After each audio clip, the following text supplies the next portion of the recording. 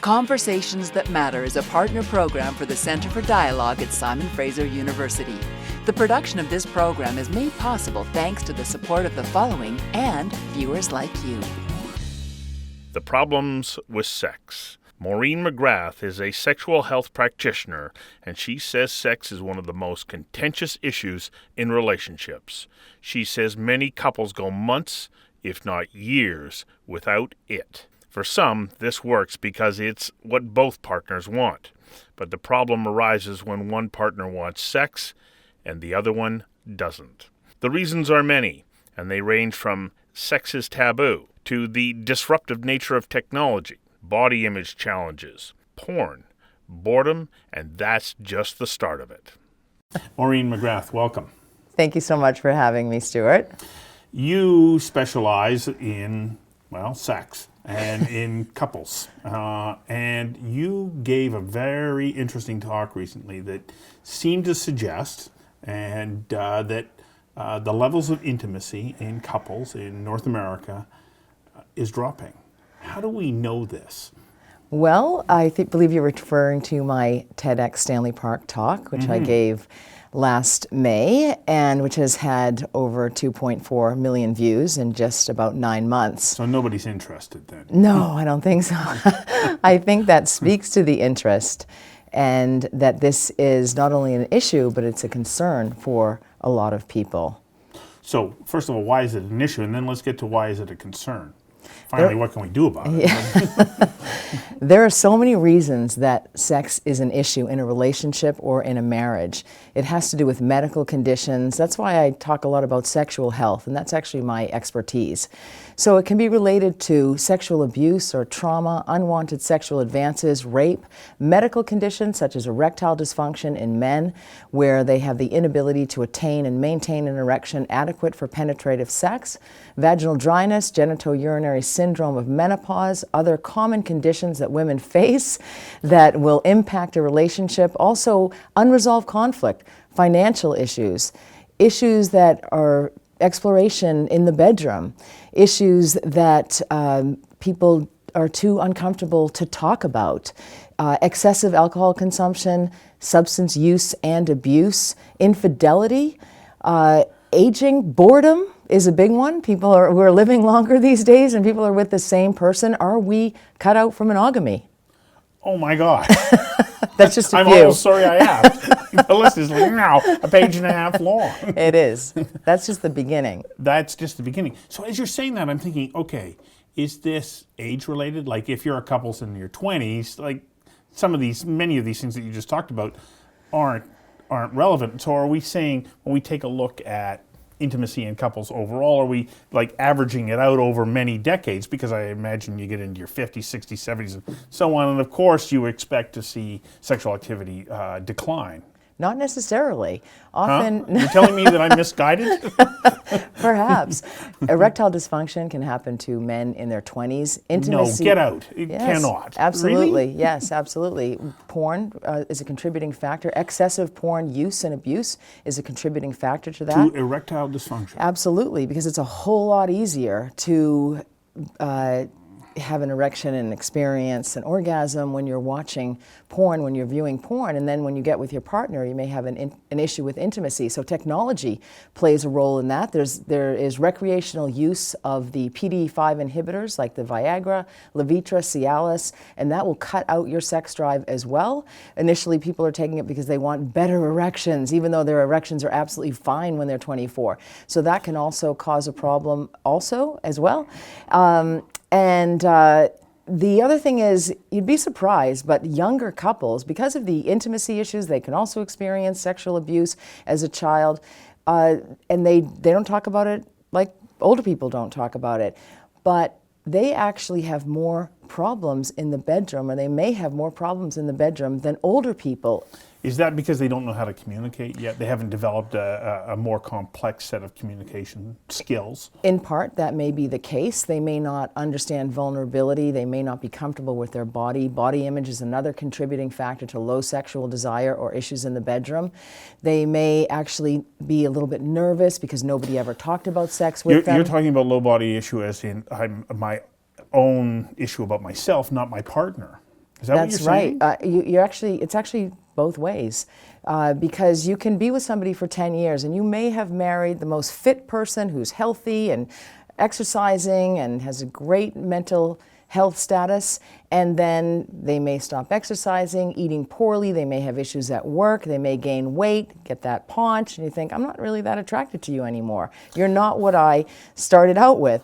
Or your own body image, if people have, and a lot of people have difficulty losing weight. That's not an easy thing to do, or staying in shape, exercising every day, but it's what you put in your mouth that really matters. And people think, oh, they'll go to the gym over and over repeatedly, and why aren't I losing the weight? Because they're still consuming excessive calories. So if they feel poorly about their own body, I've had patients who have a tiny little bit of, they perceive they have a small amount of fat on their thigh, and they insist on making love in the dark, and they say, I don't want him to look at my thighs. And really, he doesn't care. It's fine.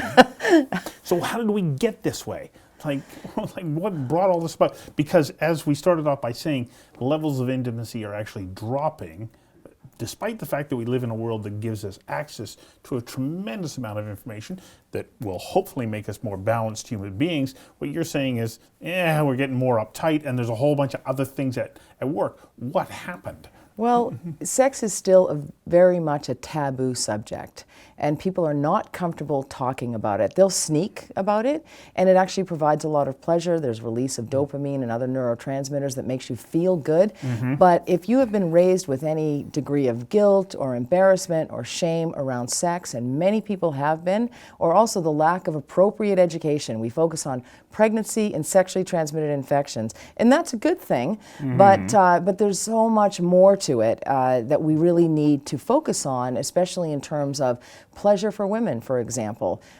Women are slut-shamed these days. Women are taught that if you enjoy sex, that means there's something wrong with you or you're bad. Still, absolutely, I thought that was course. an outdated concept. No, not at all. I have a patient in my clinical practice who's 72 years old, and she said every time that she is with a man and she is about to experience orgasm, her mother's voice comes into her head and says, sex is dirty, sex is bad. She has never experienced an orgasm. Only about a third of women do, because we don't provide the proper education about how to experience orgasm for women. Because her mother's in the bed with her, even though it's inside her head. That's right, yes. And these voices, this education, this inaccurate education, this shame, this guilt, follows women throughout their lives, and men as well. You know, I became fascinated with advances in neuroscience a number of years ago, and you were talking about how sex can be good for you. For your brain alone, it's an incredible opportunity to help preserve your brain, because for one thing, you're engaging all of your senses, and you're social, and you're connecting with another human being, and there's all those wonderful chemicals that get released. I would think that with our understanding now of how important it is as a part of being a human being, especially one that's hopefully going to have a long life span, that we would start to knock down some of these taboo barriers. Now you're overwhelming me. You're absolutely correct. In addition, sex increases blood flow to the brain and to the genitalia as well. And so sex is great. I would say it's the second best medicine to exercise. Exercise will help with your mood, will help with your sleep, much like sex will. So it's very important. And you don't have to have a partner in order to have sex. Well, I actually read an interesting thing that said a good cure for a headache is actually having sex. It certainly is. Yeah, a headache isn't a reason not to have sex, it's a reason to have sex. That's right, because the release of the neurotransmitters and the chemicals in your brain are actually pain management chemicals. So it's beneficial. So that old excuse, which a lot of people believe is a myth. And so we have to get away from those myths, and we have to start educating girls and women about what's appropriate and what's not appropriate and what's okay, and that it's your right to have a great sex life. So are the issues different depending on where you're at in life? Like if you're 30 and 40 versus 50 and 60, you're a man, you're a woman. Like what are some of the issues that are getting in the way?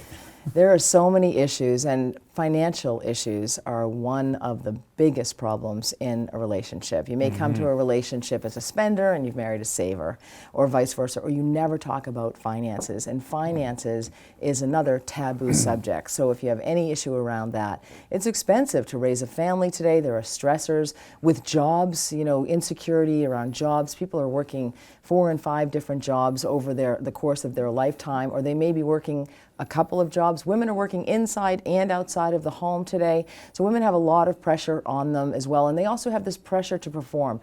We live in a society that says you have to be perfect or you are not valued. And we put that all on Facebook. So we're on Facebook and LinkedIn and Twitter and Instagram, and we are documenting our lives for the world, our perfectly imperfect lives. And that will impact your relationship. I had a man who made a comment on the TEDx talk, and he said, I'd love to have more sex if my wife would just get off of Facebook and Candy Crush. And so those are addictive. That's why those stocks do really well, because they know that. Facebook knows that it's addictive. Is that because more and more people are turning on their screens rather than turning on one another? They certainly are, because that provides them instant gratification, instant pleasure. And it's almost similar without the activity, without putting the energy in, without putting the creativity in. It's a whole lot easier to get that pleasure, or a very similar type of pleasure. So are more and more people like climbing into bed and turning on a screen rather than turning to their partner? They're bringing their screens and their computers and their smartphones to bed with them, and they're rushing up there before the partner gets in there. And people are tired today as well. That's the number one reason for low sexual desire in women. And it's any wonder. We're taking on so much, putting on so much pressure on ourselves. And so sex takes energy. I'm thinking about the person that you say wrote in on your TEDx talk and said, well, I'd have more sex if my wife would get off Facebook. Okay, really? And this seems to be typical. We say, oh yeah, it's the woman who doesn't want to have sex. Like her sexual appetite is declining. But is that fair to say that? Both men and women's sexual desire may decline, or there are a lot of women, surprisingly enough, so many women messaged me after I gave that TED Talk and said, which I did mention, that men do not want to have sex with their wives as well. There are those men. It can be they have an issue, the man has an issue with his sexuality, it can be erectile dysfunction, premature ejaculation, anxiety, performance in the bedroom. So there are medications, there are so many issues, and that happens as well. So even though we still have our mother in our head or whatever it is telling us that sex is dirty, there's something about it that we want to have, and if we're not having it, we don't want to admit that either. Isn't that an awful place to be? It certainly is, and that's why I'm so passionate about this subject, because I believe that it leads to better lives for people and better families. And we're raising children, and they see that. They learn the intimacy from you, because in a sexless relationship or sexless marriage, there are great risks. There are risks of chronic masturbation, pornography, and infidelity. And which begs the question, is it fair to impose fidelity on a person who is deprived of sex from their spouse? And when that person cheats, must we call it infidelity, or is it merely survival? Well, you answer that question. I don't dare wade into that territory. Well, I think you have to be fair to people. And I think I see so many couples in my practice, we call it desire discrepancy. One has a higher sexual desire than the other, significantly. Oftentimes, people will nobody has a perfectly matched sexual desire. But when there's trouble, when one wants sex a whole lot more than the other. And what's disturbing is I will bring these couples into my clinical practice, and the woman or the man will say, I don't want to have sex, I'm too tired, I don't feel like it, I'm not interested, my body, whatever. They don't bother to fix anything.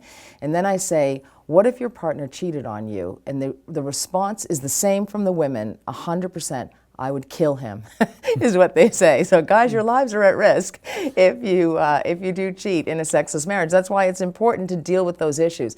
So for the men aren't they're a little bit more understanding, partly because they're a little bit more biologically driven around sex. So they're a little bit more unassuming and non-judgmental and think, well, yes, that makes sense if I can't have. And yet a lot of couples will say, I give you permission to go outside of the marriage, and that's going to bring on a lot of problems as Well, well. it brings other issues. It certainly does. And infidelity is very common, do not get me wrong, between men and women. Both men and women cheat. It's a very common issue. And it's Well, then so why do we easy keep hearing about the men cheating and the men getting caught, but not women? because women don't get caught. Oh, come on. They do so. Really?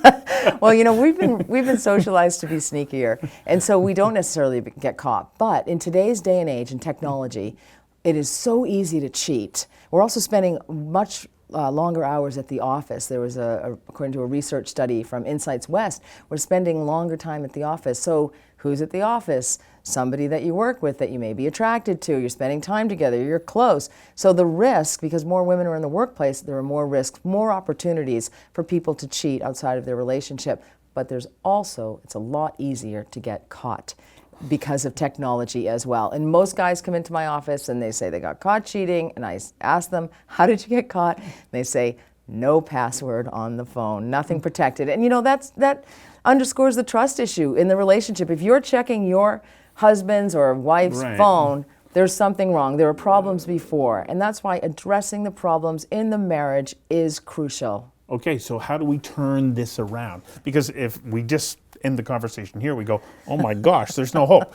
But there is. What do we need to do to turn it around, to have more enriched, enjoyable, and intimate relationships? Well, I think you have to take a mirror and take a look at yourself. And that's not how you look physically, but you have to take a look as an analogy at how you are contributing to the problem. So if you're moody, or if you're overweight, if you don't exercise, if you have a negative attitude, you know, or you've had feedback from your partner, take that feedback and say, you know, he or she might be right on that, and do something about it. Be your best self. So eat properly, exercise. I mean, the same old. There's nothing. Isn't that how you grow old gracefully as well?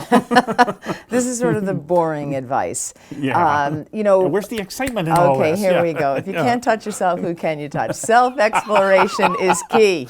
Really? It certainly is. And a lot of women feel guilty about that. They don't understand that. You want to know what feels good for you so that you can communicate to your partner. Deal with any issues you have in your relationship beforehand. If you have financial issues, parents are not on the same page raising their children, you decide that you don't want to work any longer, and yet your partner is nervous about finances, resolve your issues. There's not a perfect marriage or relationship or union on the planet. And this goes for same-sex couples who are married or not, or same-sex couples who are together, or heterosexual couples. So everyone has issues. That's the one thing. So you're talking about being able to communicate, to actually be able to talk to one another and hear one another. Shocking, isn't it? Yeah, a lot harder to do. That's right. We have 2 ears and 1 mouth for a reason. We don't listen enough. And so you need to listen to your partner, not you necessarily, but one needs to listen to their partner and to hear what they're saying and to absorb it and to consider it and to think about it and to decide. And there's so much help out there today, even on the internet, or if you don't want to pay for it, but what you can do to lead a healthier life, or what you can do to self-explore. Maybe you want to bring sex toys into the bedroom. Maybe your partner has a desire for you to dress up and you've never dressed up. You know, you might consider dressing up to something that you're comfortable with. You don't have to start out with the full-on, you know, outfits from, you know, Zorro or whatever. Okay, so when you first go into a relationship, I mean, there's all sorts of hormones and whatnot working away. 20 years later, and you're saying, okay, I want to reignite that. It's like you're coming at it from a different place. You got the history of the past 2 decades, children, finances, jobs, all those kinds of things. It's almost as though, okay, the sex, is it a barometer of where you're at? And if so, then do you use it as a way of kind of opening up the conversation? And I guess there has to be a willingness to do that too.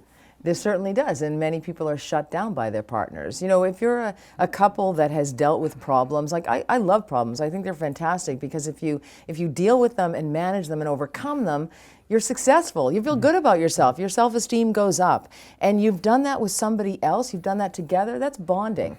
So there's no shame in problems, but there's shame in not dealing with your problems. So that should theoretically bring people together. Look what we got over. Look what we went through an illness of our child and we're still together. Or we went through financial disarray and we are still together. So those are some successes. And women report more boredom in the bedroom than men do. Men are quite happy to have sex with the same person for the rest of their life. but they Really? yes, women do, and a lot of women get to a point and they think, you know, is this it?